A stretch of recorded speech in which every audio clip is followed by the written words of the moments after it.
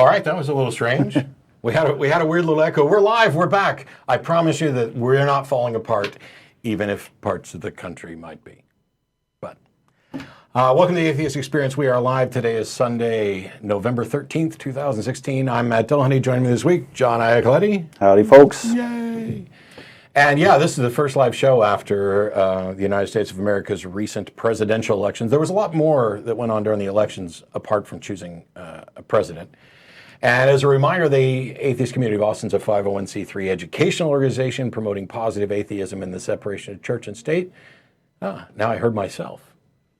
Weirdly. They forgot to mute the stream. Well, in any case, supporting positive atheism and the separation of church and state. And because of all that, we are a nonpartisan organization and aren't going to be endorsing anybody. We can, though, talk about policies, and we can talk about our thoughts on certain things. What did you, just in general, think of the election season that we had that seems to go on 24/7? I thought it was the craziest election that I've ever experienced in my lifetime, and I don't think it's over yet. I think it's going to be a crazy next 4 years as well. It's going to be at least interesting. There were some things that caught me off guard in conversations, and we can talk all day about, hey, the Democrats didn't show up, or there were third-party voters, or this, that, and the other thing. Setting all that aside, we now have a situation which some people are going to be happy about, some people aren't going to be happy about. And in that sense, it's not dramatically different from other years. What I think has been dramatically different is many people that I spoke to were like, well, it's just 4 years.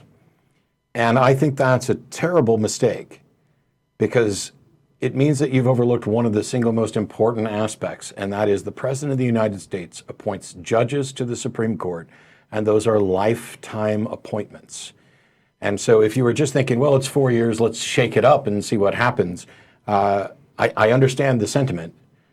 The problem is that the next president is going to appoint somewhere between 1 and perhaps 3 Supreme Court justices. Some of them are ready to retire, some of them are old, and one of them is already dead and in need of replacement. And that is going to affect the balance of the court potentially for 20 or 30 years. You're talking about an entire generation of people who are going to be affected by the decisions.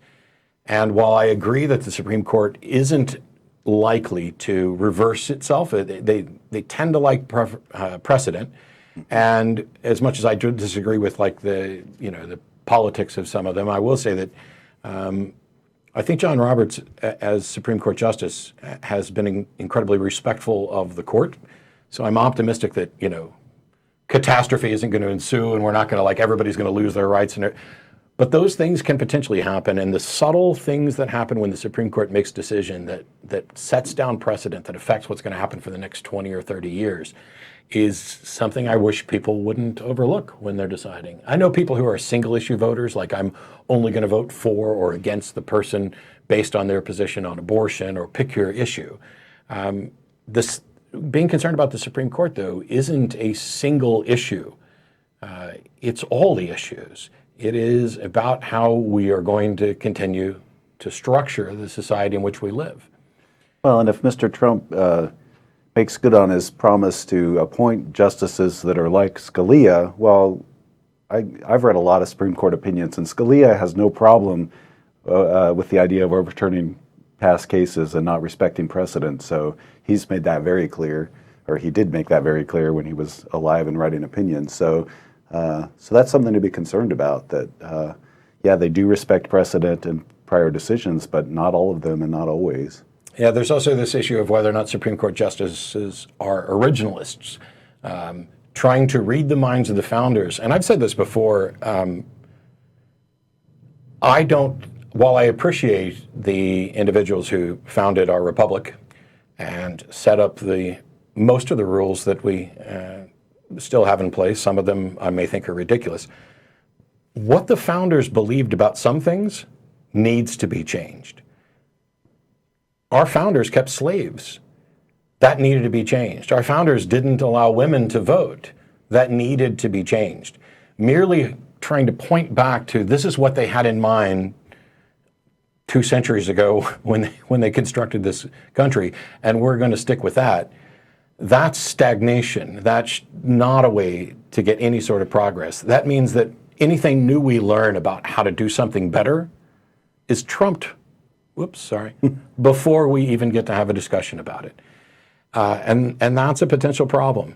So while we're not going to sit here and talk about election results and talk about all the various issues, I know that there are atheists who voted for pretty much every single person who ran, even people you hadn't heard of. I would imagine that I've forgotten his name, the Mormon gentleman that was running in Utah. Evan McMullen.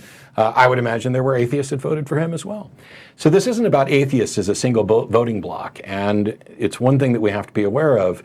As the secular community continues to grow and more people participate, there is going to be a plurality of ideas within our own community. How we handle that, how we deal with it, and what we do on behalf of it is going to tell the world who we are. And while I support people's rights, First Amendment's rights to protest, and go ahead, peacefully demonstrate all you want, when you cross the line into doing property damage and things like that, you're no longer working in your best interest. You are giving ammunition to the very people that you're trying to oppose. And similarly, when you complain about something when it doesn't go your way and have the opposite view when it does go your way, that's not necessarily hypocritical, but how you deal with the individuals that you're disagreeing with might be. And this is coming from somebody who probably blocked 24 people on election night, but there were specific reasons, and that is, number one, I'm happy to continue having conversations with people, including and especially people I disagree with. I just don't always want it on my Facebook page, and certainly don't want it on my Facebook page during the election results. Right. Well, and although the ACA can't take positions on specific candidates, we are going to continue to be, both as individuals and as a group, vigilant about protecting church-state separation. That needs to be kept in mind more than ever.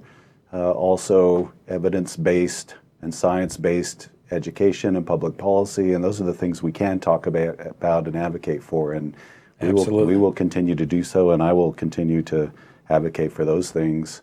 And I haven't been to the new website to make sure it's still there, but I'm assuming the position statements that we have that tell what the ACA is about, they're up there. 99% sure they made it in the transition to the new website, but if not, I will make sure that they do. So that's where we're at now. We're going to go ahead and start taking callers here in just a second. As a reminder, after the show's over, those people involved in the show and the friends who are there on the other side of the glass and whoever else happens to be in the area and wants to come down, we're going to Star of India right there, 2900 West Anderson Lane. The show's on until about 6 p.m. And because I don't want to go till 6 a.m. I've got a magic show I'm working on and everything else. Which, by the way, I don't want to do a whole bunch of self-serving announcements, but last Sunday I wasn't here because I was in Vancouver doing an event with Richard Dawkins. I thought that went really well. We had a good discussion. We got some good questions from the audience. There were some things we disagreed on, but not tremendously. Though the very last question of that event is something that I think we do have a fairly strong disagreement on.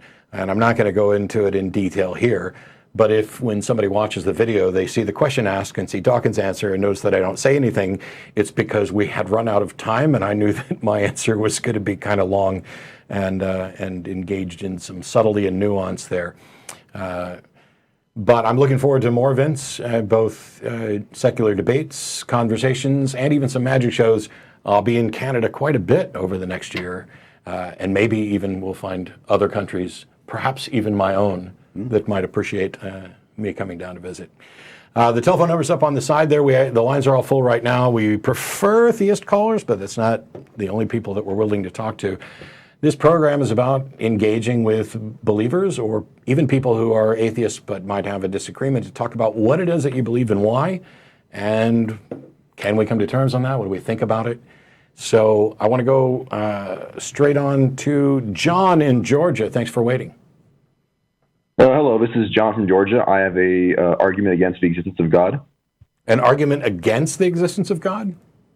Well, I apologize. I misspoke. The existence of God and how it's provable.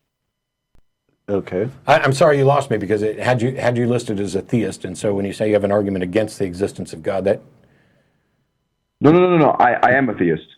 He corrected it. He said he has an argument in favor of the existence of God. Right? Well, anyway. Yes, my bad. Okay, Go ahead. go for it. Pussy ass tits, cum slap a vagina, God rock. Was that fun? Yes, it was. Well, I'm very happy for you. Do you think it actually did anything to improve the world or anything useful like Not that? really. Okay. You got my- It's nice of you to wait, though. I mean, that shows dedication. By the way, we are not in any way under the Federal Communications Commission, so you can say whatever the fuck you want, but we'd prefer to actually have conversations that are useful and productive. But, you know, I can't do anything if somebody just wants to show how stupid they are on live TV. What are you going to do? All right, we've got Jared. Thanks for waiting. Did you want to utter a stream of profanity at us? No, I'm not going to do that. Cool. What do you got? Well, so what I wanted to talk about was, well, a couple of weeks ago, you were talking on the show you had with Ed, you were talking about existence a little bit. We're talking about what? You're talking about existence a little bit, what it is.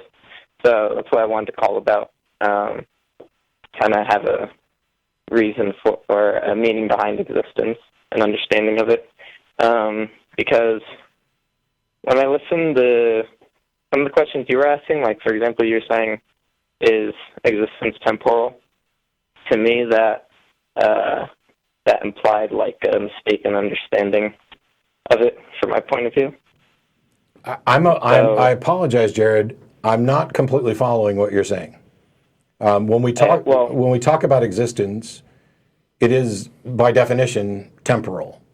That it involves time, because if something exists for no time, that's nonsensical. That's up there with married bachelor. Well, that's what I'm arguing against. Okay, so you're saying that something can exist for no time?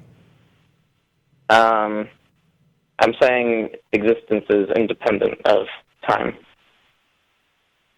Okay. So then, are you saying that something can exist for no time? Yes, I suppose so, yeah. Okay, how? I'm not even sure what that means. That's like saying... Okay. Well, okay, so... Go ahead. This is... I'll describe what I mean by existence. I'll use an example. Let's say we're talking about chess. And that's we can call that a system. It's based on a set of rules, right? Chess is just a game. It's just a set of rules. So Okay. could you say a pawn exists in the game of chess? A pawn exists in the game of chess. Yeah. Yes. Yeah. The concept of a pawn that exists, already- and if you're playing on a physical board, then there's a physical piece that is a pawn, and if you're playing on a virtual board, there's some graphical representation that's pointing to the concept. But yeah. So I would go more abstract than that. I would say what makes the pawn a pawn isn't whatever that physical representation is. No, I agree. How it relates. What makes the pawn a pawn is the definition of a pawn. The game is structured in such a way that the term pawn applies to this particular concept of a piece that moves and how it can move and under what conditions and what the rules are. It's not anything to do with whether or not we cut out this particular shape. It's not anything to do with whether or not we have a physical piece on a board. We could be playing virtually. You could play in your mind. I mean, I can imagine a chess set right now and start with e4. And there's no physical piece, but I just moved a pawn forward 2 spaces. Exactly. So the pawn only exists as a relationship in the game, how it relates to the board. The game of chess isn't a physical idea. You could say it's abstract, mathematical. So there's a difference between physical objects and abstract concepts. But how can that pawn move if there's no time? Well, is time defined in the game of chess? Well, there's before and after. The pawn started at e2 and now it's at e4. And the only way it gets from one point to another is to make use of a before and after. Time doesn't have to be this in terms of 1 second, 2 second, 3 second. It's relative. And so there was some moment in time before where the pawn was in a different position, and now it's here, and it can't get from A to B without being bound by time. Otherwise, it would be possible for it to be in both positions at the same time. So that's really interesting, because then you're saying time doesn't just mean the kind of time that we think of intuitively in our universe. Time is the label that we put on matter and motion. It's a required construct for motion, for anything to happen, and for anything to exist. That's why I was saying I don't know what you could possibly mean by something existing without time. Well, I was thinking in terms of, like seconds passing, like the usual idea that people have of time. Yeah, but time is just descriptive. It is our way of talking about causality. It is our way about talking about motion. So if we're thinking of time as like a change in information or like a change in information states, time is change. It doesn't matter whether you're talking about information or anything else. Yeah, it's a change. Sure. So in that case, I think I could agree that time does exist. Like time is inherent if we're talking about it like that. Now, we said that chess has a change. It has its own kind of time, right? I'm sorry? So we said chess does have a before, and it does have time. It has before and after states. Well, yeah, a chess game is a sequence of moves, and you can't have a sequence without a concept of time or without time being referenced. A sequence is necessarily temporal as well. So does that time necessarily stem from our universe, or is it part of the construction of the game itself? Well, so we are talking about things with respect to a time that is not bound by the game of chess. At some point in the past, you had Big Bang, et cetera, and there's 13.7 billion years and 4 billion years here. The time spans are, for the most part, arbitrary. We just are saying this is how much time based on our system of counting time. But don't confuse seconds and minutes and light years, which are our attempts to quantify something and to break it down into discrete components. Don't confuse that with the fact that there was a before and then there's a now and there'll be an after. Mm-hmm. How much space, or how we quantify the difference between a before and an after. We could say this phone conversation started 13.7 billion eggheads ago. If we wanted to define, egghead as a way to quantify time. Yeah, that's kind of like how time seems to be quantized. Causality. It seems like it's just. There seems to be like a quantum of time, I guess, and we measure like some quantum. But I think I have a slightly different idea, because I don't think the time of chess is necessarily dependent on the universe's time. I think time exists solely within the construct of chess. For example, time is like a part of the system of chess. It's not necessarily part of our time. So there is within the rules. Sure, there is a way to look at a chess game and talk about it having its own time, and you measure that in moves.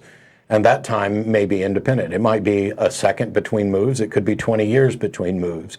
But when you're looking at a chess game, assess it in moves. So that I feel like is, perhaps chess is a bad example because it seems to be bleeding between two things. I'm thinking of chess as a system completely isolated from our reality. like its own enclosed system Sure. of rules and things. So there would be. It's kind of difficult because there are conscious players as part of the rules. Yeah. You don't get so Chet. If all the humans in the world disappear, the abstract chess structure has a time-like delineation in there for, these are the rules and these are how one would make moves. But if you remove every thinking mind from the universe, it's not like there's time or moves or anything. Every chess game stops. So, if I can maybe change the analogy a little bit, are you familiar with the Game of Life, John Conway's Game of Life? Yeah. Yeah, so that's a little bit different, right? Because it's a zero-player game. There's no intervention. No, it's not. It's not a zero-player game. In order. Well, John Conway himself called it a zero-player game, so I'm not pulling that out. Sure, that there's not an individual making decisions, but that's running. So it tends to be run on a computer. Okay. So you're feeding the rules into the computer, and the computer is dictating the time between generations and the time between morphing and stuff like that. But nothing about that exists absent time. If there was no computer, if there was no passage of time, if there was no before, then there is no evolution, and the game of life stalls. So once again, we're back to without time, nothing exists. It's just. It is a necessary component of everything. I mean, if you start the game of life on a computer and you turn the computer off, you take away the time, that game of life's dead. It does not exist. Now, it was played before computers, though. Sure. You could How play was it done before computers? Well, somebody would write. Somebody would take an action. How do you have any action without time? I think you're getting, and by the way, we're going to go ahead and cut this short because I think a lot of this is getting confused about abstractions. And in reality, you're not really convinced that something can exist outside of time. You're arguing that abstractions about time can be used to describe closed systems and how they act. But we both seem to recognize that if there's not time, then everything ceases. I won't say we're on the same page, but I won't drag it on any further. Okay. Well, thanks for calling, Jerry. Well. All right. Bye. What if you just have an initial chessboard layout the way it is at the start of the game, and you remove time? Does the chessboard still exist in that snapshot? Well, not if you completely remove time, nothing exists. But you're not actually having a before and after, you're just having, here's the chessboard. Yeah, so what you actually have is a chessboard with pieces on it, let's say. But as long as it still exists in the universe, time is passing, but nothing is happening with the chess game. Okay. It's not any different from there being a rock. But as soon as you remove time, there's nothing left, which is why That is very I don't know. There's a physicist in the back of the room who could probably explain all this far better than I could as well. But we'll go into Oscar in Dallas. Thanks for waiting. This is Oscar. Can you hear me? Yes, we can. Hey, Oscar. How are you? I just in a moment I'll recount my experience with my ascent to Nirvana and how I was unearthed by it. But I do want to say that I think the election of Trump does enhance the atheist position by providing almost proof positive that there is no God. But anyway, I am an atheist, and I've probably been one for at least several decades. And out of the blue, a couple of years ago, I experienced what I think can fairly be called Nirvana, or perhaps heaven, if you will. And the only thing I came away with was a deep sense of annoyance. And when I say Nirvana, I mean a state of mind or being not triggered by anything I couldn't remember or detect. And I don't drink alcohol, and I don't do drugs. I'm not. Well, why not? Well, after this, right? Well, I should have, right? But I'm not an ill person, and I don't have a history of mental problems. I never experienced anything like this before or after, and it all came in a dream, and the experience outstrips my ability to explain or understand it. So, and Oscar, I was a Washington. Yes, go ahead. So you're gonna relay an experience you had that you're describing of experiencing Nirvana, and it occurred in a dream, and you were annoyed by it.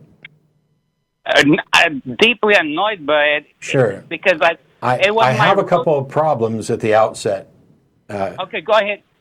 So first of all, dreams. Well, if something happened in a dream and I don't know that I could ever call it Nirvana, but I'll let you describe what it is and why you think you got there.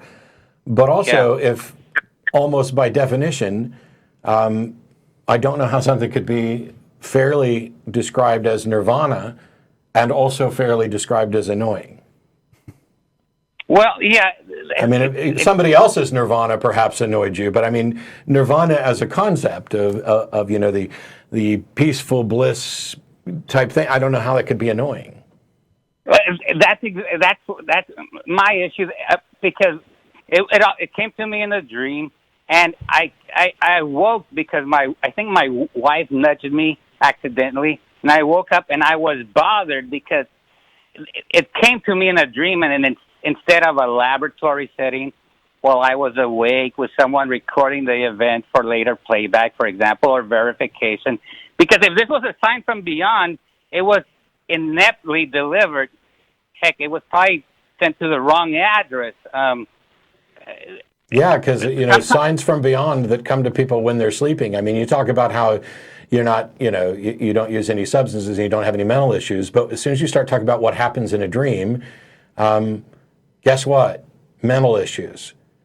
If your brain is in a state where it's not functioning normally and rationally, if your brain is in a state that we don't completely understand and it's inventing stories, or you are feeling as if it's inventing stories, how is that functionally different from any of the things you tried to exclude? If I'm making a list of things, I had some experience and I want to say, hey, I wasn't on any, hallucinogenic drugs. I don't have any history of mental illness.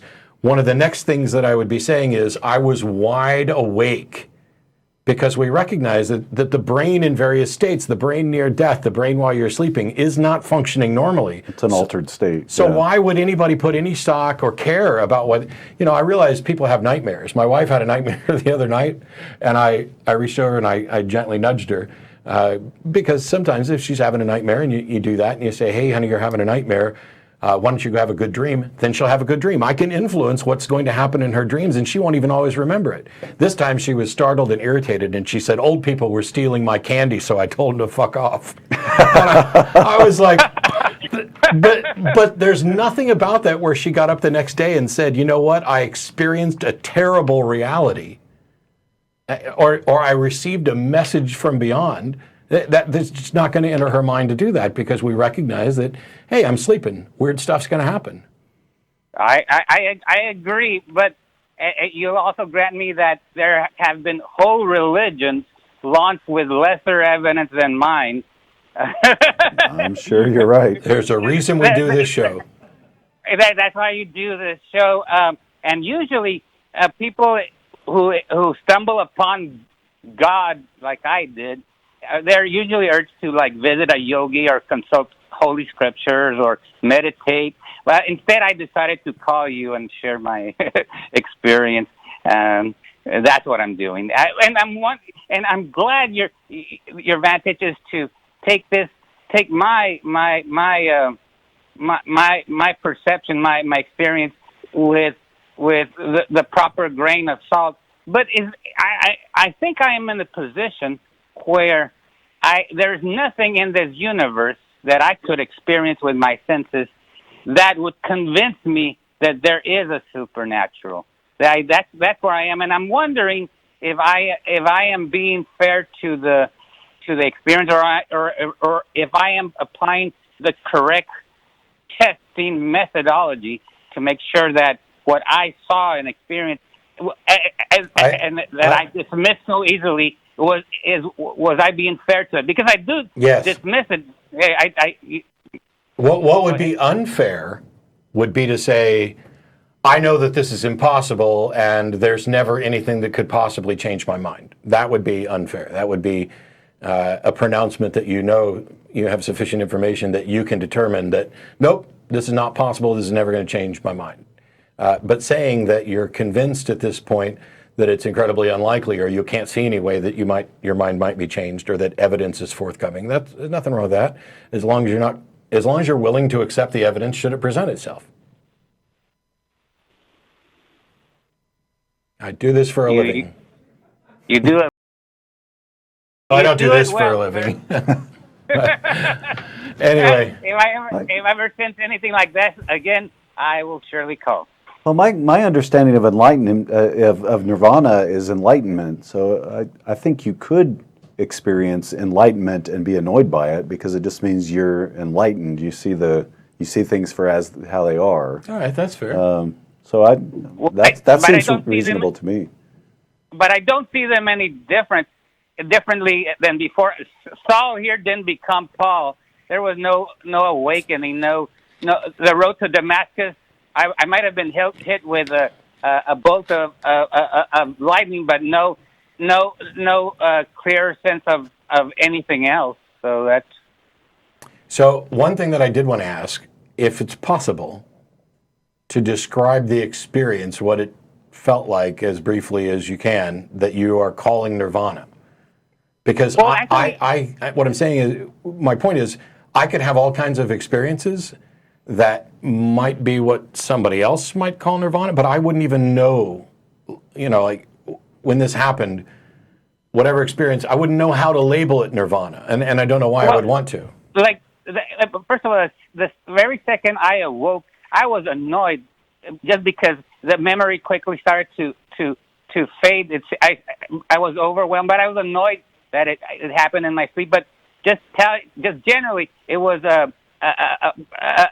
being awash in color and energy. There was no bodies, no sense of the other or my separation from anything else. So it was sort of like the new agey type of experience that people always claim they're trying to achieve. I'm not trying to achieve that. I was just taking an afternoon nap. That was my whole context. Not search. I wasn't a searcher. I still am not a searcher. Yeah. But so the experience. So, and we get this a lot from other things. There are people who talk about the God helmet, the God module. I get email on a regular basis talking about how DMT is going to invoke spiritual. I don't even know what spiritual means, but evidently it invokes spiritual and mystic experiences. And quite frankly, as someone who has taken LSD, among other drugs, I've had experiences that are similar to theirs, and it would have never occurred to me to describe them as spiritual or mystical or nirvana or anything else, in part because I don't know what those words mean, and in part because my brain was functioning in an altered state. So I can't, why would you think that something you experienced in this state was more real or pointed to something that was potentially more real? This idea that you've got, I've had this revelation of a truth that everybody has overlooked, and it came to me in a purple haze, and we're really all just one, and we're not all just one. It's a cool sentiment on occasion to talk about how we're all in this together and we're all one. But the idea of a universal consciousness that there's no evidence for it. It's a way of taking something that is about who we are and how we're going to experience things, adding in the weirdness that happens either when you're on particular drugs or when you're sleeping or whatever, and then trying to make sense of it. And while I am in favor of trying to make sense of the world, I'm not in favor of trying to make sense of things without a good reason to think that they are sensible. When I watch science fiction shows and fantasy shows, the one thing that'll make me stop watching instantly is when they change the rules within the show. If things work this way and it's magic, if I'm watching Harry Potter or Star Trek or whatever, As long as they stay consistent within their system of rules, I can enjoy it because I build this little framework of this is what this universe is like, and that's fantasy. And as soon as they break that, the walls shatter, and I realize, they're no longer playing by their own rules, and now none of this makes sense, because as soon as you break this rule, every storyline you had before, now there's a big plot hole in it, because there was another solution that you didn't, propose. I think the same thing's true when people try to find meaning and purpose in things without a demonstration that there is, in fact, the sort of meaning and purpose they're looking for. By the way, the meaning and purpose I found in the last 6 months or so has come not from that experience, and I only remember it, and I only recall it because of your show. So my sense of my place in this existence has been grounded well, I think, largely because of your good efforts on this show. So I thank you for that. Well, thank you. Keep enjoying your dreams. Maybe don't spend so much time trying to figure out what they mean.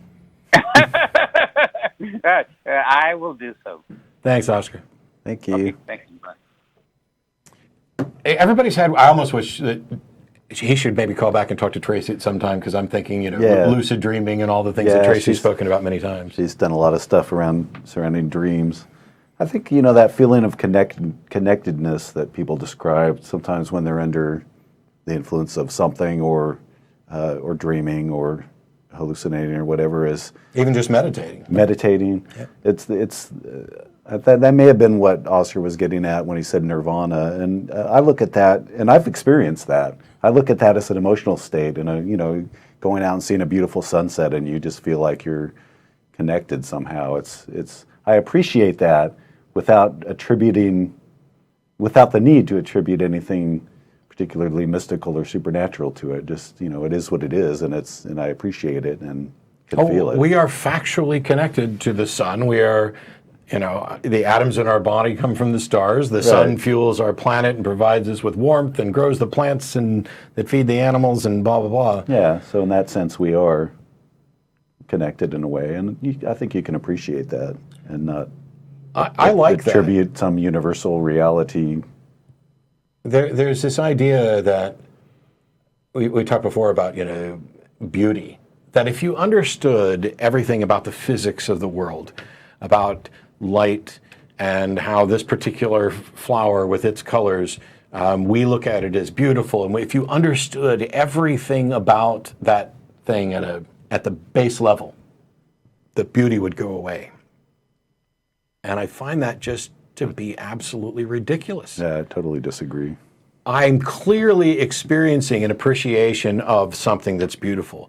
And knowing why that happens doesn't change the fact that I'm experiencing it. Right. Is it possible that it could?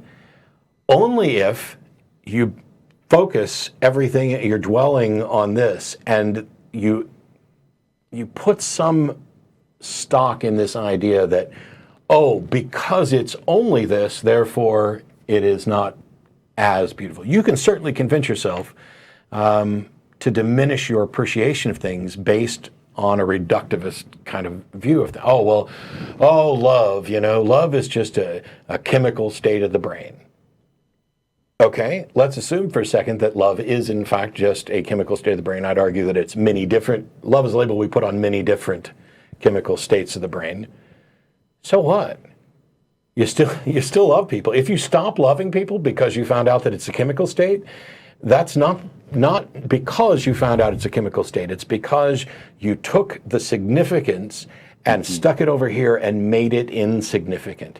And it's a good example of how we do this in both directions. Love has to go away if it's just chemicals. Or if I have this experience and I don't necessarily understand it, I need to go looking for some externally imposed meaning or purpose or some oneness in the universe. I think that you can be connected on a metaphoric level, right, and even to some extent on a physical level. But when you try to compact all those into something profound, you've overemphasized the scenario in order to add influence or impact to it. Right. Made it a deepity, as Dan Dennett would say. Yep. We've got Vince in Missouri. Thanks for waiting. Hi, Matt. I'm a first-time caller, and I watch your show on YouTube all the time. Oh, And thanks. hi, John. Hi. Hi. I'm calling about this theory I've had over the last, couple of weeks or so, and I hope my cell phone doesn't die on you guys. But anyways, I'm kind of an like atheist, agnostic kind of. I'm like an agnostic. The only reason why I call that myself that is because I can't guarantee you that there is an afterlife. Okay, so That's so strange. I can't guarantee you anything about an afterlife either. But also, whether or not there's an afterlife has nothing to do with whether or not there's a God. Well, no, I'm not saying that there's a God. The way I see it is like, existence doesn't need your approval for you to know that it exists. Any more than the ground needs your approval for you to walk on it. Yeah, what's true is true, irrespective of what we believe about it. And you can be an agnostic and an atheist both. Yeah, So, well, yeah, not to worry. Well, okay. To get to the real core of why I'm calling is that, I said this at my father's eulogy last year, and it went along the lines like this. I says, quote, "My mind was scrambling for answers from all the events that led up till now, and through my mind of deep meditation was the best answer I could come up with is that for every newborn baby that is born into this world, just before it becomes born, it probably thinks that its world is coming to an end, when in fact it's just now being born in a whole new world. So in that regard, forever when we think that our existence comes to an end here, it could mean that you're being born in a world that's far more vast than that of this one." End quote. Okay. So I just wanted. That was the end of the quote of my father's eulogy, and I thought it was kind of like an interesting concept, to say the least.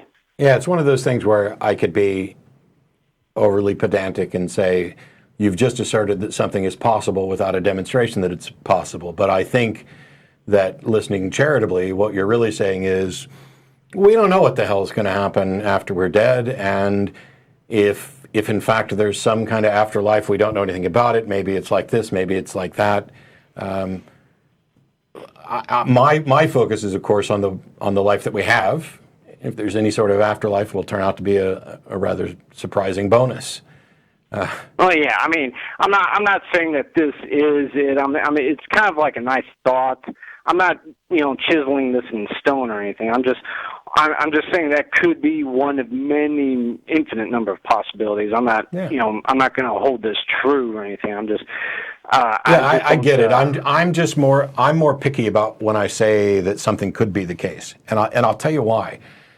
Yesterday, I got an email from someone asking, "What are your thoughts on the Holy Spirit?" And I said, "Well, I don't believe that anything supernatural is real. I don't have sufficient reason to think that's the case." And the guy wrote back and basically gave what he thought was a demonstration of something that he's going to attribute to the Holy Spirit.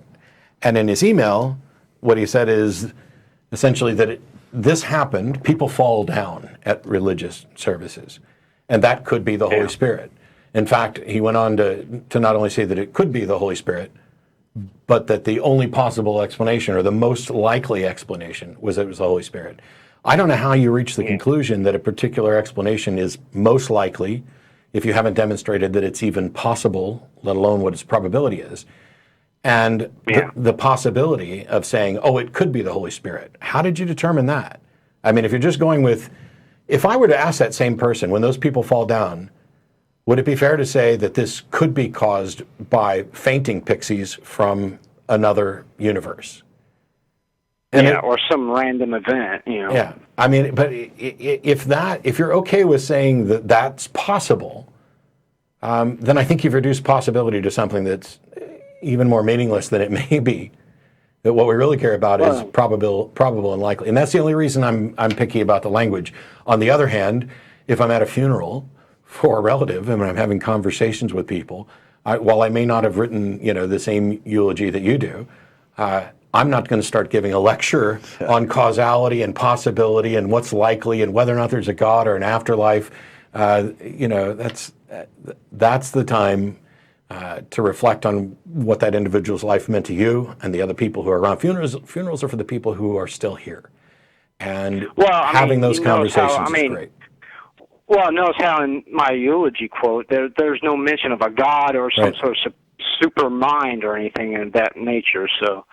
And there was another skeptic like me that was in the funeral and stuff, and he respected my eulogy and stuff. He says that is an interesting concept. I never thought of it like that. Well, and it depends how you look at it too. I mean, when you die, you have a state change, and if you're buried or you're cremated, your body, what's left of it, is going to change into some other state. So in that sense, you go on. Into a different, I guess you could call it a different reality. So really, there's different ways of interpreting that, I guess, if you're going to talk about what's possible. It's like the way the idea of the eulogy was to say that, we are the fetus, and just for the sake of argument, saying it does have concept of thought and comprehending information, and it understands the concept of time. It has a memory gland and all that. How could it possibly know that of an existence beyond darkness, beyond what it's available to? The same kind of scenario that we as a species, how could we possibly know of something that's beyond our reach? That was the concept that I was trying to. Yeah, there's lots of things we don't have answers to. And there are some things that are apparently beyond our ability to answer with the information we have now. And the best thing to do is to recognize that that's the case and answer with an I don't know. I'm going to go on to another caller here in a second, Vince. But I think it's also. Thank you, guys. Thanks, Vince. Right, it's also a really good time to mention when we're talking about death and dying. Not only an organization like Grief Beyond Belief, which is a secular organization that helps people dealing with death and dying. But there are a number of other secular organizations out there as well, including the Secular Therapist Project. So that if you're having difficulty in those areas and you're tired of being surrounded by religious pronouncements and platitudes, you can go to seculartherapy.org, I believe it is, and find yourself a counselor who's not going to try to preach at you, but is going to, rely on real medicine, real science, and compassion to help you get through the difficult times in your life, and for people as well. Because one of the things is not only does atheism, and I know we're going to get to this in another call here in a second, we don't have any declarations of an afterlife. We don't think there is one. If it turns out to be one, cool, it's a bonus, whatever. But I think religions have done a really awful thing in portraying life and death in such awful terms. Death is the seemingly unavoidable end to life. And pretending that you're going to see your loved ones later on may, as Penn Jillette and others have pointed out, lead you to not necessarily work to treat people right in this life, that maybe I'll get to make up for it another time. Or I really miss that person. So rather than going through what could be a healthy grieving process where you recognize that this person had an incredible impact on your life, and that it's okay to cry, and it's okay to miss them, and that it's okay to cherish those memories, even when they feel overwhelming. If religion takes that and says, you know what, you don't have to feel overwhelmed because you're going to get to see him again, I'm not convinced that we're doing any good to people, because we're not teaching them how to cope with reality. We're teaching them how to dismiss it based on a hope of some extra reality. And that's incredibly troubling. But it may tie into this call from James in Franklin, Kentucky. Hey, I've been to Franklin. Hey, Hello. James. Hey, James. Hey, how you guys doing? Pretty well. Doing great. Good, good. I'm really glad to get in touch with you guys, man. I've been watching the show on YouTube and trying to. I'm also a Aaron Ra as well. I've been seeing him on the YouTube, and I'm not a severely educated, college educated man, but I had a theory about Jesus. How do you guys stand on the character of Jesus? On the character of Jesus. Yes, It's the actual physical body of Jesus, the character himself. Well, I don't necessarily know that there was an actual physical body, but I'm okay with the idea that there is. And when I consider the things that he's reported to have said and done, some of them are good, some of them are awful, some of them are meh. Yeah. Yeah. Okay. I have it's pretty much a simple theory about him myself. Didn't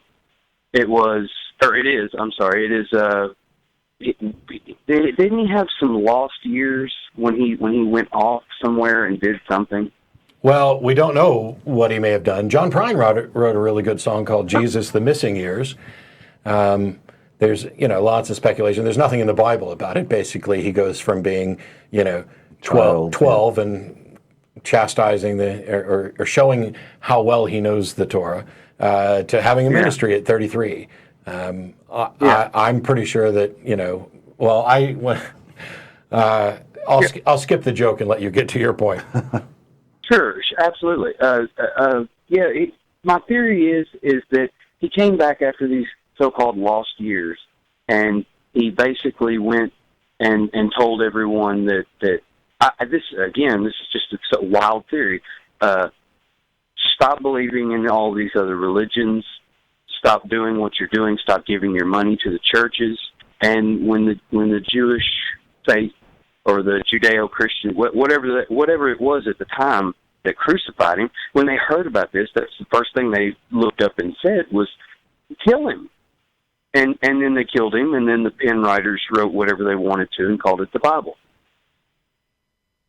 Okay. That's just a theory that I have about the whole kind of... Well, in keeping with my trend of being overly highly educated. overly pedantic today, I'll say it's not a theory. It is a loose hypothesis. Well, I'm sorry? No, it's fine. I'm on my overly pedantic kick where I correct things that may not be significant, but could be. So a theory Very, very precise, yes. has a specific usage in science, but you're not doing science, so you can go with the colloquial, this is what I pulled out of my butt. Yeah. Okay. Yeah. I mean, you may have really good reasons to believe it, but I mean, we're actually kind of on a par with that. One of the things is he was he was reportedly killed for putting himself co-equal with God. Were they pissed off about him, running the moneylenders out of the temple? Yeah, probably. But there's the interesting thing to me is I just moderated a debate on whether or not Jesus actually existed as a real historical figure or whether these are just stories. I tend to come down at least marginally on the side of Jesus was a historical figure or there was some person that we've glommed stories onto. But if you go through the Bible and you pull out anything that we can't reason, anything supernatural that we couldn't possibly verify anyway, and other things, what you get is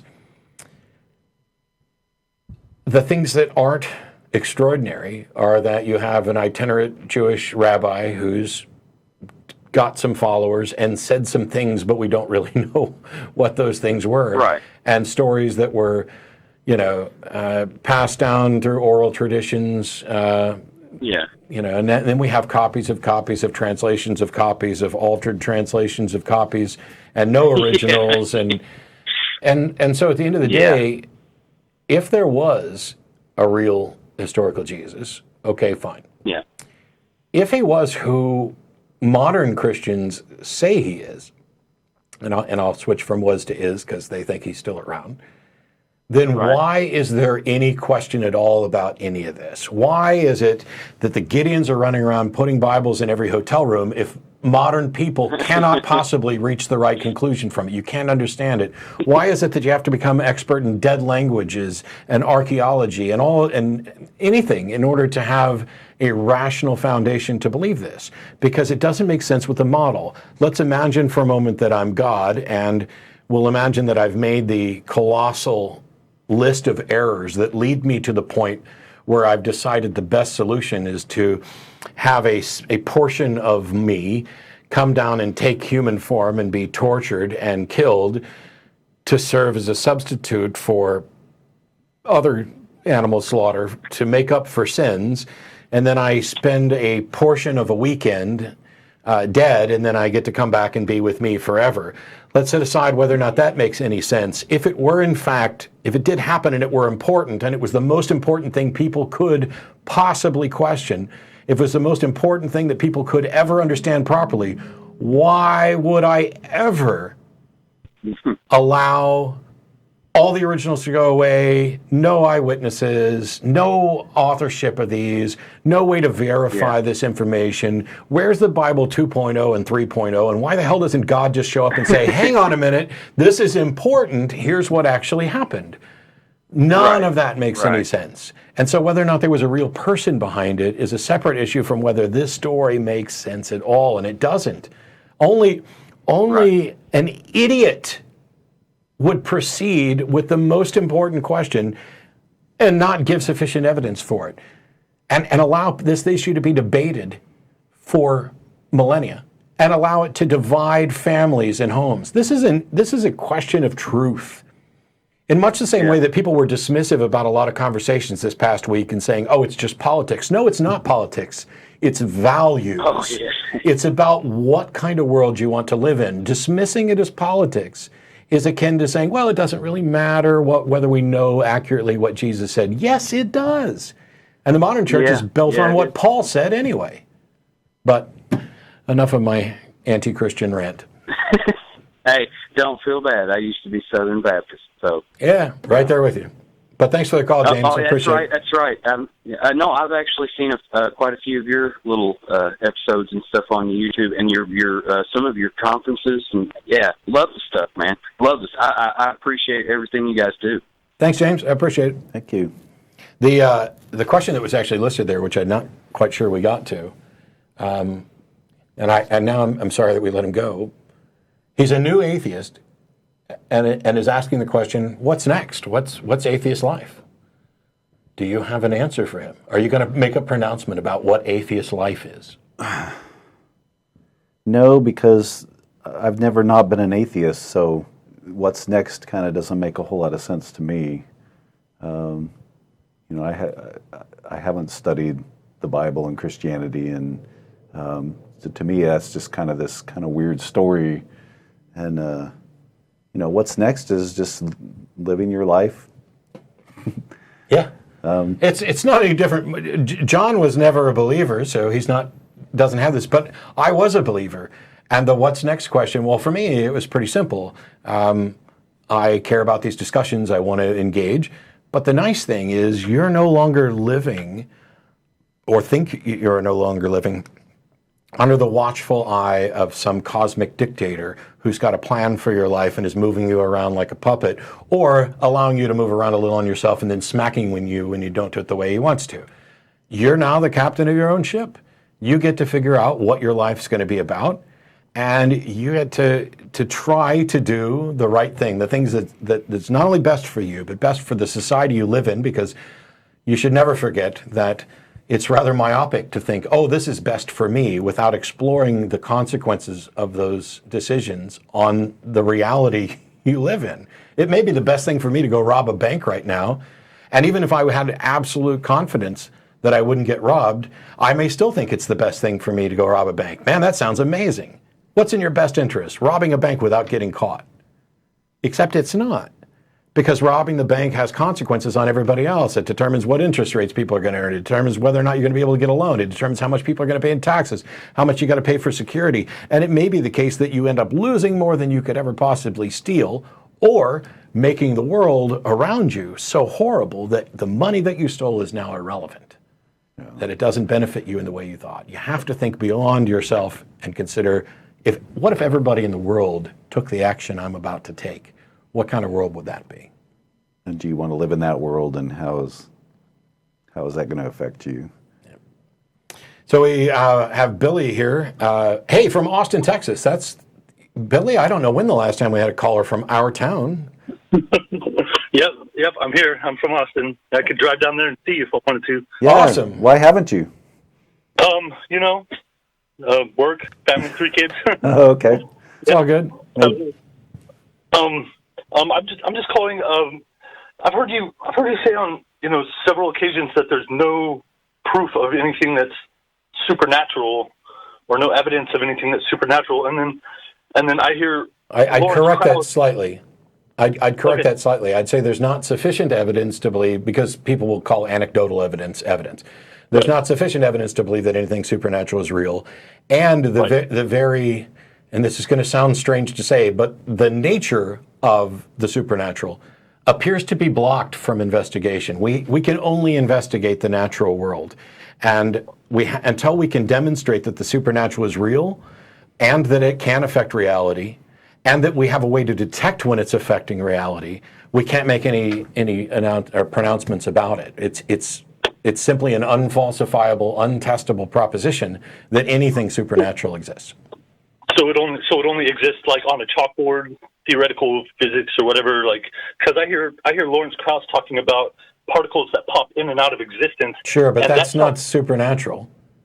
That sounds supernatural to me. Well, that's probably because are you a quantum mechanics expert?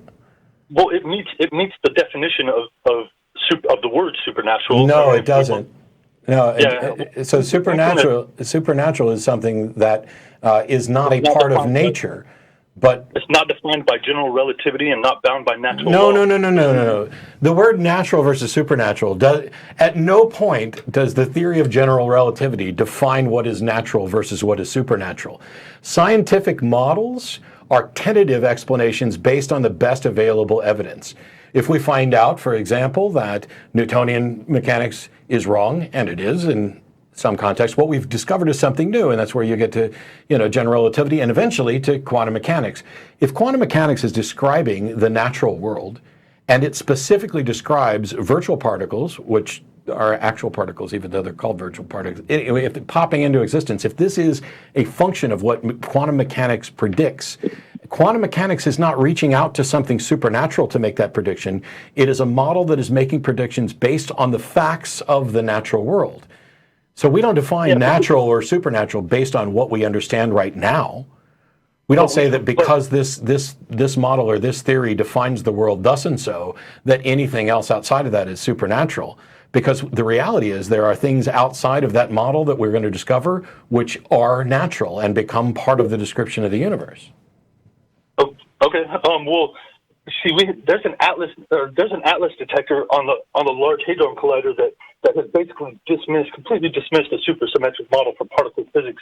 So that leaves no explanation for the mass of the Higgs field besides design. Okay. So you're now claiming that, and I'm not. No. You're claiming I'm not a physicist. You just did. Okay. I'm not a physicist, but what you've said is, hey, we've now disproved this, and the only remaining explanation is design.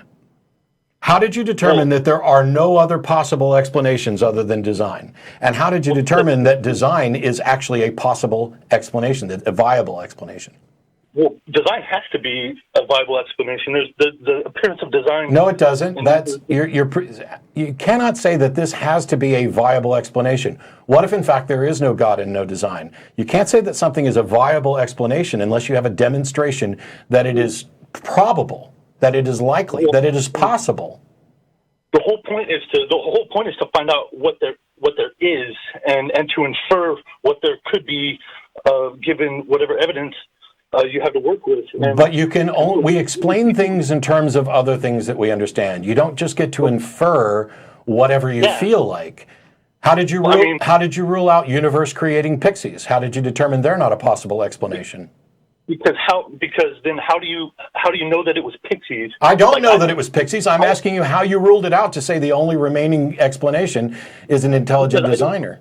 And these pixies, by the way, I'm describing aren't intelligent. They just produce universes. I don't rule things out. I only rule things in. No, you ruled them out when you said the only remaining explanation is this, and you haven't even demonstrated that that explanation is a possibility. See, I support front-loaded intelligent design theory, which is not a religion. It's not science either. Well, I mean, I would disagree. Like we. You'd be wrong. Don't you need to demonstrate a designer before you can talk about whether something was designed? Not necessarily. No, we don't have to define God or describe God. We can't. We have no evidence of that. But the thing here is that the thing here is that you can't. If you present an argument that is based on a fallacy, then we cannot say that it's true.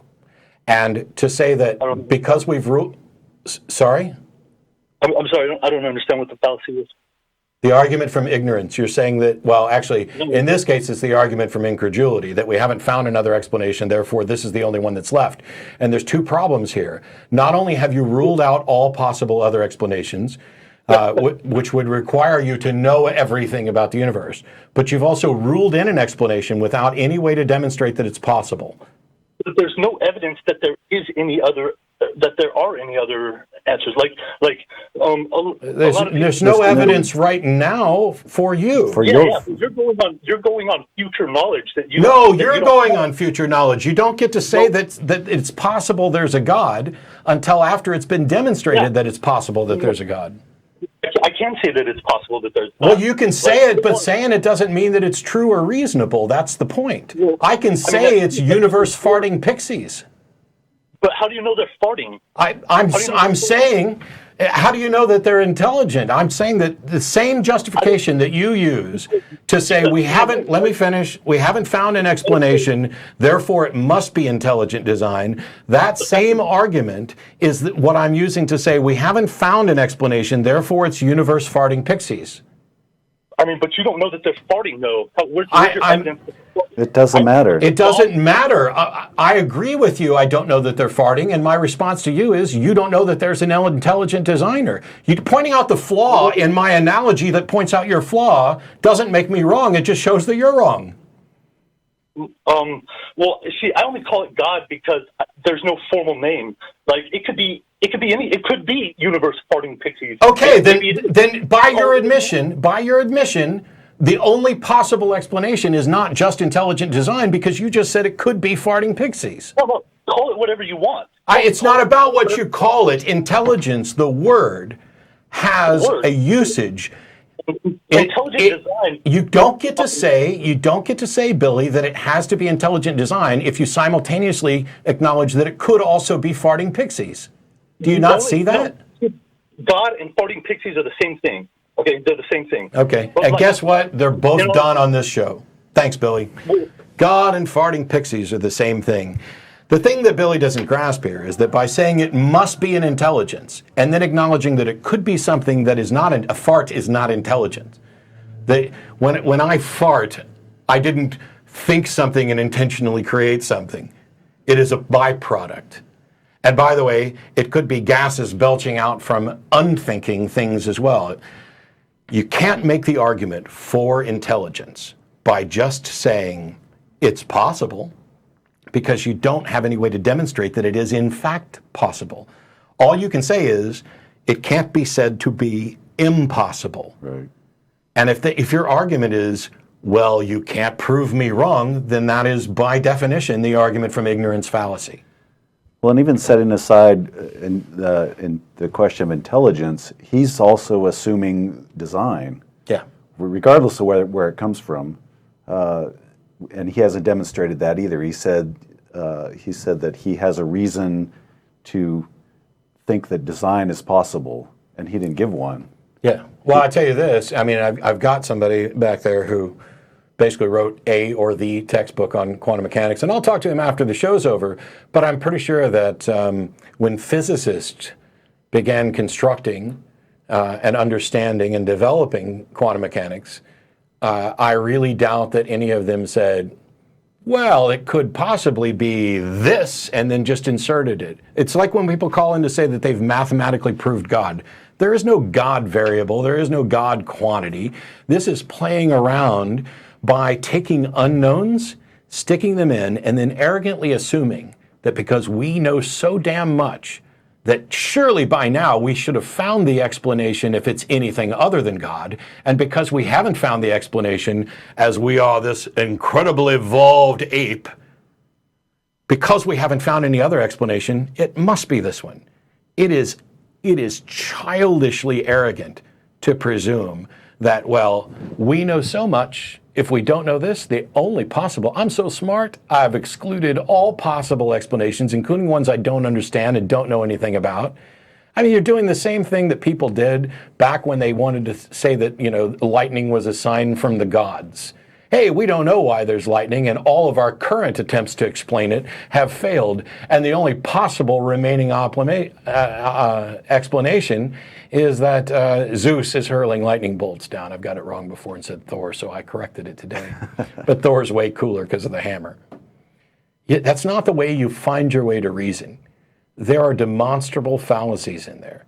And as soon as you say, well, we've ruled out natural explanation A, B, C, and D, therefore supernatural explanation X is in, you're demonstrating that you don't understand the bounds of reason. Because you don't just get to an explanation by excluding others. Only if you excluded all others. I did a debate on the resurrection of Jesus, and I started off by talking about a fallacy that I've called the Sir Arthur Conan Doyle fallacy. And he famously had Sherlock Holmes say that when you've ruled out all possible explanations, whatever remains, however improbable, must be the truth. And that's really easy to do if you're a jackass writing your own detective and creating your own rules and making him impossibly smart so that he's godlike. He may or may not have access to be able to rule out all possible explanations. But in reality, when we're human beings and we're in this constant state of discovery, we may never get to the point where we can rule out all possible explanations for anything.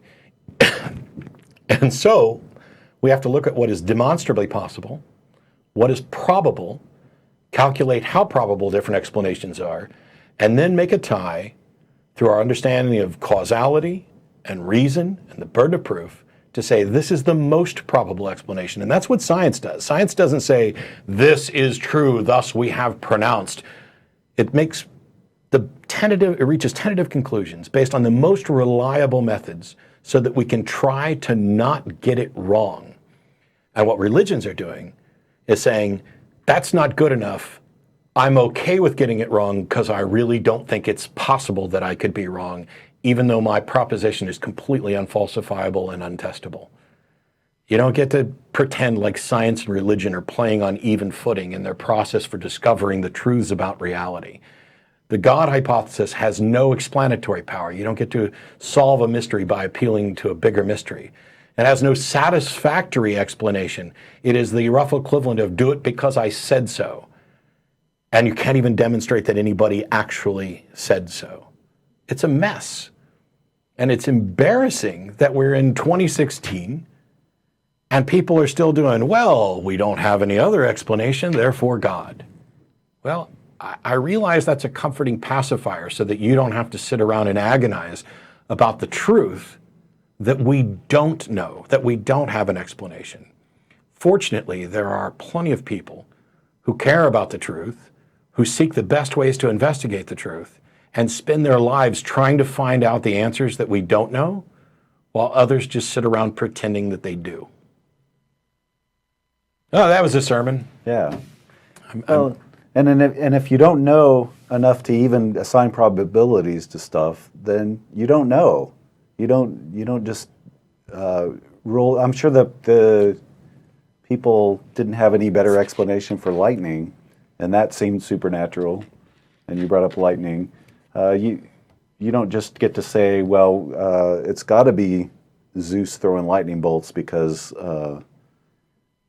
that's, or you can't even say it's possible that Zeus is throwing the lightning bolts just because you can't figure out another way it happened. Yeah. So. Yeah, probability is nice, but at a minimum begin with a demonstration of possibility. And I had a long conversation with my friend Blake Junta about this, and his position is everything's possible until it's been proved impossible, and that's just wrong. What you can say is nothing is impossible until it has been proven impossible, and nothing is possible until it's been proven possible. There must be a demonstration there. Unless by possible you mean something that's so infinitesimally, I can't speak, possible at the quantum level, like, you know, a monkey may materialize in front of me because randomly. It's possible if you're willing to talk about something that's so unlikely in the real world. But even that, in that context, we are talking about a demonstrable possibility that the laws of nature in the real world don't preclude this. As soon as you start talking about what's possible in the supernatural realm, you have departed from reasonable conversation, because you're talking about something you can't possibly investigate. You're talking about something that you know nothing about and something that may not even be real. It may be that the natural world is all there is, and that the supernatural is a fictitious invention developed from our own ignorance and fear of not being able to explain everything. We've got Kevin in Buffalo, New York. Thanks for waiting for my sermon. Hello. Hi, is this John and Matt? Yeah. Hey, Kevin. Hey, guys. I actually learned a lot just listening to you guys. I am a theist, but I am having some doubts. And I've been having doubts. I've been a Christian for about 20 years now. I'm like 40 years old. Gave my life to Christ when I was 20. And, I kind of just went with it, Take it back. Take it back. No. Well, as I've been thinking, as I go and I started listening to these stories and stuff, and I started actually thinking about it, it started to not actually make sense. So it's kind of ironic because I was on the internet looking up these things and I came across your show. Well, that's good. I didn't come across this show, but I came across all the people who did all this work before I ever started. When I was, I spent a lot of years believing but not really being too concerned about it. And when it came time to buckle down and get serious about this, all I really wanted to do was be the best Christian I could be, or be whatever it was God wanted me to be. And well, that was me. I accepted it and I went with it. I did all I could. But as I started thinking about it, it started bothering me. So I talked to my pastor about it. I go to a big church. There's 1,000 people that go there. I mean, it's pretty huge. And so they got several pastors. And I've gone to them hoping they would give me some really good answers. And the answers they kind of gave me were, they weren't really good in my opinion. Like the one said, well, of course there's a God. Look at creation. Well, I mean, there's a natural explanation for that. Yeah, and I get that. I mean, we laugh because there are people who have literally called the show to say, look at the trees. And I laugh alongside it, but I'm not laughing at that person so much as the absurdity of still dealing with this, because I understand that. I can't put my old theist hat back on as easily as I used to be able to. But I certainly understood, look at the trees. You're living in a world that just seems preposterous that it could have happened without some guidance. I get that, where they're coming from. Exactly. But I kind of dismissed that one. But the ones that he kind of gave me that kind of stuck with me, it's kind of why I believe, and it's kind of the reason I'm calling, is you mentioned prophecies, and he mentioned the apostles seeing Jesus afterwards, and 500 people have seen him. They wouldn't all be wrong. Who are those? Who are those 500? Because if a book says, I don't know. If a book, get into that, but he just go ahead. I'm sorry. If a book says 500 people saw him, and the purpose of the book is to convince you that there's good reason to believe people saw him, we don't have any of those names. We don't have any way of asking them what they did or didn't see. If I went into a courtroom and said 500 people saw John kill this person, and we never called any of them, and I wouldn't tell you who they were, do we get to keep considering that as evidence? No, that's true. But he just mentioned that kind of in passing. His main focus was you have the 11 minus Judas, because Judas was killed, who went on and continued preaching this under the guise of, if we go out and preach this, we are going to be killed. Now, because they were in hiding. That is one possibility. I mean, it's not necessarily a done deal that somebody is under the understanding that they're going to be killed or martyred. The thing is, have other people gone out to preach on behalf of other religions with the knowledge that they're going to be persecuted and possibly killed. And if those people went out and did it, then how is it in any way a barometer of whether what they believe is true? I'm willing to accept that it's a barometer on whether or not they were convinced. It's not a perfect barometer of that, because some people may not have been convinced that the story was what we have and that it was true, but they were convinced that the message was important. You know, if you're trying to implement, for example, a social change and you're trying to enlighten people towards something you've discovered, you're likely to talk about that message because you think it's important, because you think it'll change the world, irrespective of whether or not you think it's the supernatural components are true, and you might think that they're true irrespective of whether they are true. It's just so hard for me to give it up, because what if it was true and you know, the consequences, it's bad. Yeah, it's awful, and it's terrifying for some people. But here's the thing: if it were true, and you were sitting there as a sincere believer, and you were having difficulties, and the people who God has as representatives to answer those questions weren't giving you good answers, and the arguments that they gave you were potentially fallacious and it wasn't enough to convince you, and you reached out to God and you said, I've believed this for 20 years. I'm confused now. I'm not getting good answers. I'm not sure where I've gone wrong. Please help explain to me why this is reasonable to believe. Why would you write things down in languages that die out and change? Why would you give us books where we don't know the authors? Why would you put us in a universe where eyewitness testimony is unreliable, and then expect us to take the word of non-eyewitnesses thousands of years ago on the single most important question? And if you get nothing in response from God, then either that God isn't there or he doesn't care enough to offer a reasonable foundation to support your belief.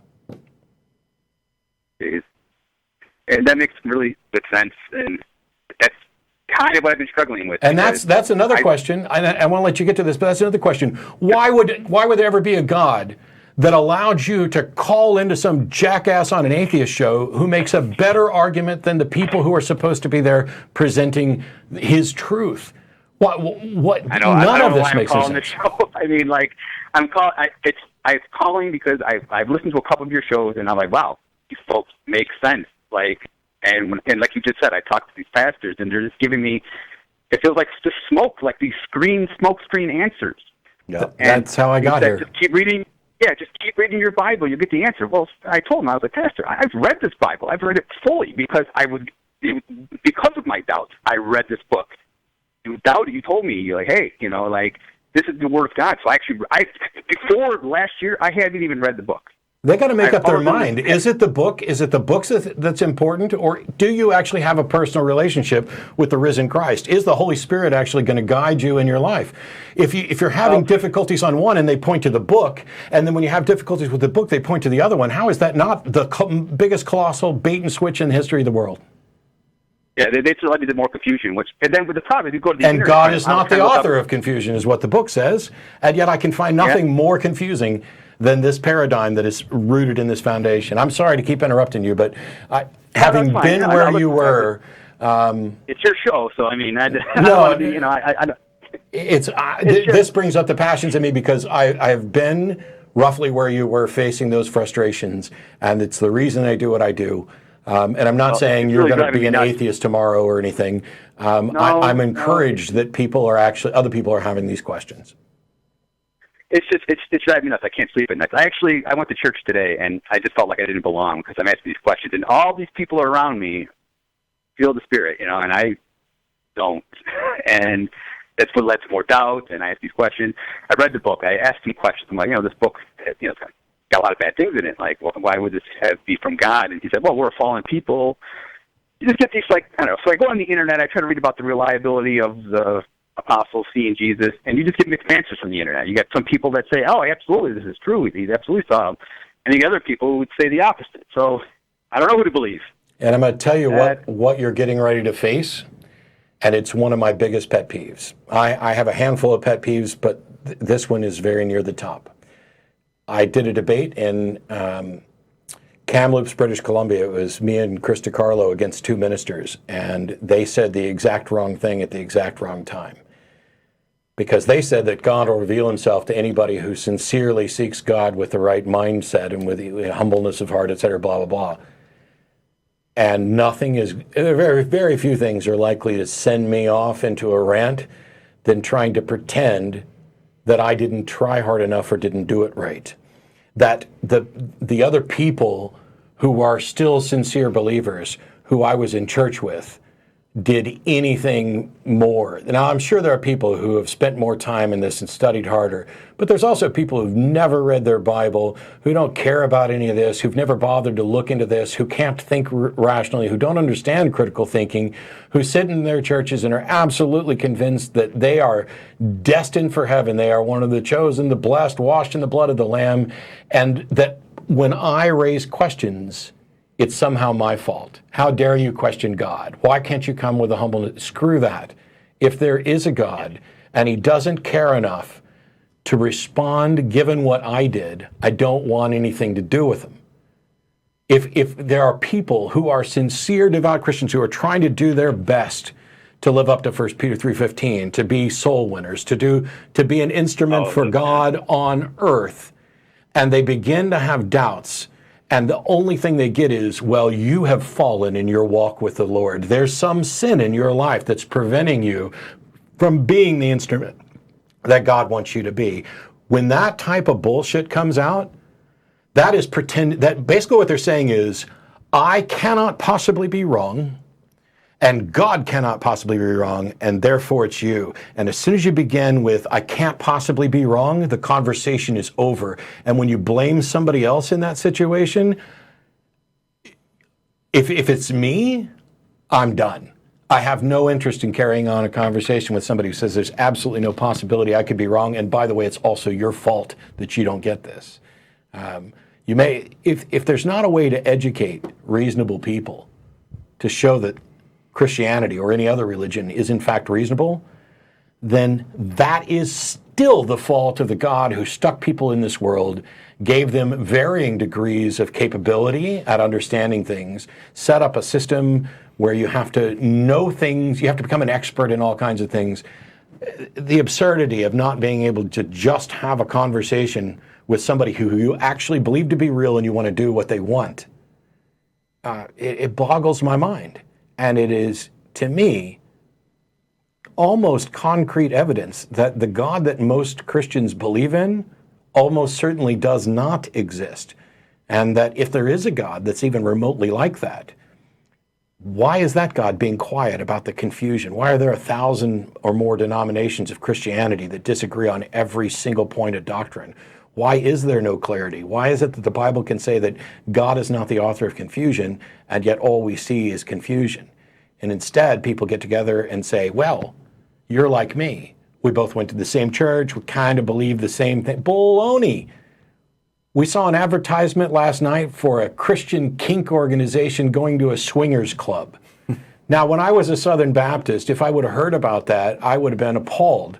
But now it's not surprising, because we know that Baptists don't recognize each other in the liquor stores, and Episcopalians don't recognize each other at the swingers club, and it's all a bunch of hypocrisy.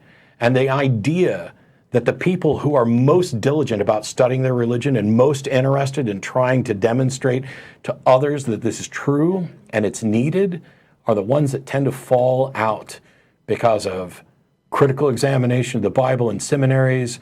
The number of atheists coming out of seminary is pretty staggering, and it's why we have things like the Clergy Project. But that was another lengthy rant, Kevin. I apologize for that. No, it's fine. You pretty much hit the nail on the head with the you fell from God, because my pastor gave me that too. He said, there must be some sin in your life that's keeping you from seeing God, and you just nailed it right on the head. There must be some sin in his life that's keeping him from being compassionate to somebody of his flock, to just blame them out of the blue. But I walked away even more baffled. I went there, I was hoping to get answers, but I don't want to take up too much. But you were very. I appreciate your patience, guys. You guys were awesome. Thank you for taking my call. I mean, I'm going to still ponder this. I don't want to take up too much of your show. I'm going to keep watching, and maybe I'll call back and I'll let you know what happens. I mean, yeah, please do. Thanks, Kevin. I appreciate it. And good luck. And no matter where you end up, you are already attempting to pursue this honestly. And so if you find your way back out of the doubts to where you have a confidence that this is reasonable, I would love to hear you explain why.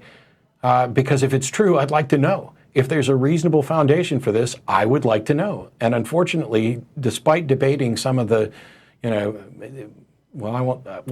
despite debating a bunch of apologists who are supposedly great thinkers in this area, it's been incredibly slim pickings as to whether or not there's a decent argument to be made at all. Yeah, if you haven't heard it yet. I mean, anyways, guys, I want to wish you Merry Christmas, Happy Thanksgiving, Happy New Year. Same to you guys are awesome. Thanks, have Kevin. a wonderful day. Thank you very much, folks. Kevin. Bye-bye. And I was in Buffalo a couple months ago giving a talk for CFI. You can keep an eye on like my Facebook page and here, and I'll try to let people know where I'm going. We've hit the 6 o'clock mark. We have hit the wall, and I think Kevin's call is a really good one to end the show on. It's often difficult to watch what's happening in the secular community or in the world in general, or to wake up and realize I found my way out, and for more than a decade I've been doing whatever I can to help others find their way out. And we get lots of email from people who are I used to be this, I used to be that, and now I'm an atheist, or now I'm a skeptic, or now I'm a humanist. And calls like Kevin for somebody who is potentially in a transition phase. I mean, it wouldn't surprise me if Kevin called back as an atheist, and I also wouldn't be overwhelmingly surprised if Kevin called back as a theist, because one of the things that we know happens is that religions have protection mechanisms that poison the ability to think rationally about it. They play on people's emotions. What's going to happen after I die? Do I have meaning and purpose in my life? How can I possibly be moral if we just don't have a God to dictate what morality is? And one of the things it does is it allows you to make excuses for immoral actions as if they were moral. There's a lot of work to do, and there's no denying that atheists are a minority, that secularists are perhaps a minority as well, although there are plenty of theists who qualify as secularists. And wherever you end up, don't stop asking questions and don't stop thinking about what it is you're being told. Yeah, I remember when Jerry DeWitt, who's a good friend of mine and was the first, quote, graduate of the Clergy Project. Basically, the Clergy Project is an anonymous online forum for members of the clergy who no longer believe, so that they can interact with other non-believers. Jerry was the first member of that to come out and be public and give his real name and talk about it in public. And they called him the first graduate of the Clergy Project. He rejected that phrase, and I do too. It may be viewed as as a kind of graduation, but graduation tends to give this idea that we've reached an end point. And merely coming to the conclusion that you don't have reason to believe that there's a God anymore isn't an end point. If anything, it's a starting point. And for the caller who called in to say, what's next? Take that as your starting point and explore the damn world. Enjoy yourself. Try to be decent to other people. If you can't figure out why you should try to be decent to other people, spend some time focusing on whether or not that's a good idea. You have the entire world at your fingertips. And if you get together with other people, and there are countless organizations like the Atheist Community of Austin, both locally and nationally, where you can get together with other people who are non-believers so that you don't feel like you're the only one, because you're not. I'll be gone next week, but we'll see you in 2 weeks, I think, or somebody else. I think Russell will be here, and we'll have a good show then. Thanks to everybody behind the scenes who's making the show happen, and all the people on the other side of the glass who are about to applaud, because that's what they do when a show's over. We'll see you. And you can go to Star of India. They'll put the address up right there. Bye-bye.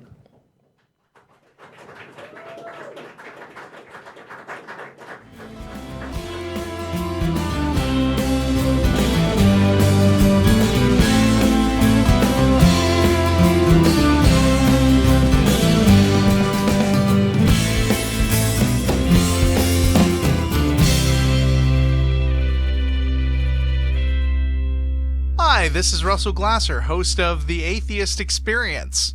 You know, the Atheist Experience is made possible by volunteers and the generous support of viewers like you. If the promotion of positive atheist culture and separation of church and state are values that you hold, please consider contributing by becoming an ACA member or visiting our product page at evolvefish.com under the Partner tab. Thank you.